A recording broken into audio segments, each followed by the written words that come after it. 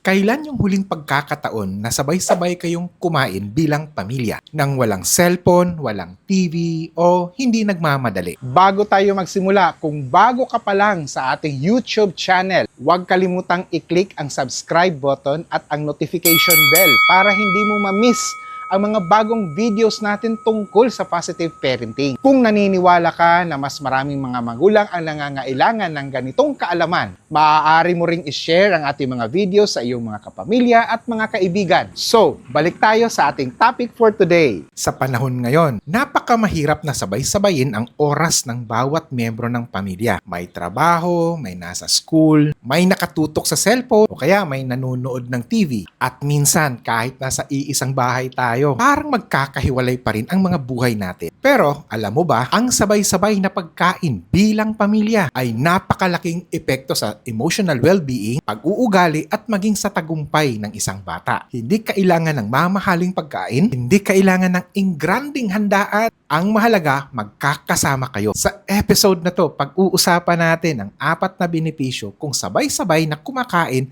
ang isang pamilya. At may 4 tips tayong pag-uusapan paano maging meaningful ang inyong family meal time. Unang benefit, mas lumalalim ang relasyon ng magulang at anak. Maraming mga magulang ang nagtatanong, bakit parang ang layo ng loob ng anak ko sa akin? Pero minsan hindi naman kailangan ng espesyal na outing para maging close. Ang kailangan lang ay ang regular na magkaroon ng pagkakataon na mag-usap. Ang isa sa pinakamadaling gawin ay habang kumakain. Sa hapagkainan na pag-uusapan kung ano ang nangyari sa school, ang mga kaibigan, ang mga problema, ang mga maliliit na tagumpay. Dito rin natututo ang bata na may oras ang pamilya niya para makinig. At kapag nakasanayan ito habang maliit pa siya, mas malaki ang posibilidad na kahit teenager na siya, ikaw pa rin ang una niyang lalapitan kapag may problema siya. Hindi dahil na pinilit mo, dahil nasanay siyang ligtas na makipag-usap sa'yo. Benefit number 2, mas magandang emotional and mental health ng bata. Ito napapansin mo ba? Minsan, ang bata hindi agad nagsasabi kung ano ang kanyang problema. Pero habang kumakain, bigla na lang siyang nagkukwento. May nangyari sa school,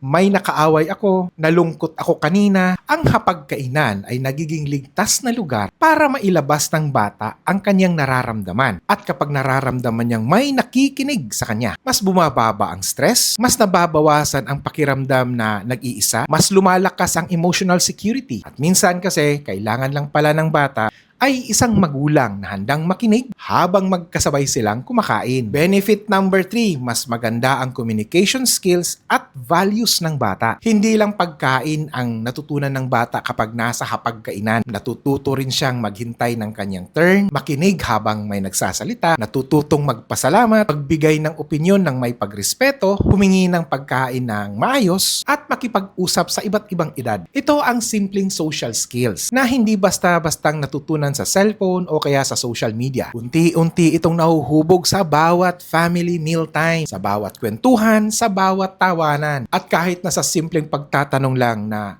kumusta ang araw mo? Benefit number 4, mas mababa ang tsansa na magkaroon ng delikado o agresibong behavior sa kanyang pagtanda. Isa ito actually sa pinakanakakagulat na resulta ng mga nakita ng mga iba't ibang pag-aaral. Ang mga batang regular na kumakain kasama ang kanyang pamilya ay mas mataas ang possibility na magkaroon ng mas magandang relasyon sa kanyang mga magulang. Mas mababang posibilidad na magkaroon ng delinquent behavior, mas mababa ang risk ng substance use, mas maganda ang academic performance. Hindi dahil may magic sa pagkain, kundi dahil nagkaroon ng regular na pagkakataon na makausap nila ang kanilang magulang. At dahil dito, maraming mga problema na naaagapan agad. Minsan kasi, ang pinakamahalagang intervention ng pamilya hindi seminar o counseling, kundi ang simpleng pagsasalo sa hapagkainan. Now, ang tanong, paano naman natin gawing meaningful ang ating family meal time? Hindi kasi sapat na sabay-sabay lang tayong kumain. Ang mas mahalaga ay paano nyo ginagamit ang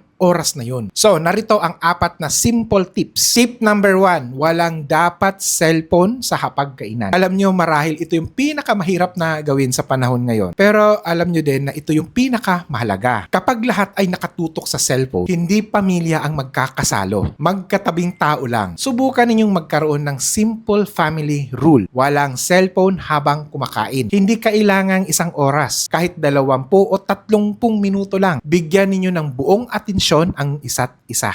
Tip number 2, magtanong ng higit pa sa kumusta ang araw mo. Kapag ang tanong ay kumusta ang school, kadalasan kasi ang sagot dyan, okay lang. Subukan mo yung open-ended na questions. Ano ang pinaka nakakatawang nangyari sa iyo ngayon? Ano ang mga natutunan mo ngayong araw? May tulong ba sa iyo ngayon? May tinulungan ka bang ibang tao? Dahil dito, mas nagiging buhay ang usapan. At mas may marami kang malalaman tungkol sa mundo ng anak mo. Tip number 3, huwag gawing sermon ang oras ng pagkain. Ito kasi ang pagkakamali ng maraming pamilya. Kapag sabay-sabay ng kumakain, doon lang pinapagalitan ang bata. Doon lang binabanggit ang lahat niyang mga pagkakamali. Ang nangyayari, imbis na maging excited na sabay-sabay sanang kasama niya na kumakain ang kanyang pamilya, iniiwasan niya tuloy ang hapagkainan. Kung kayo ay may seryosong usapin, humanap kayo ng ibang oras. Hayaan mo na ang pagkain ay ang panahon at oportunidad na magkaroon ng koneksyon. Huwag gawing panahon ng interogasyon. Tip number 4, magkaroon kayo ng family ritual. Hindi naman kailangang komplikado. Maaring bago kayo kumain, bawat isa ay maaring magsabi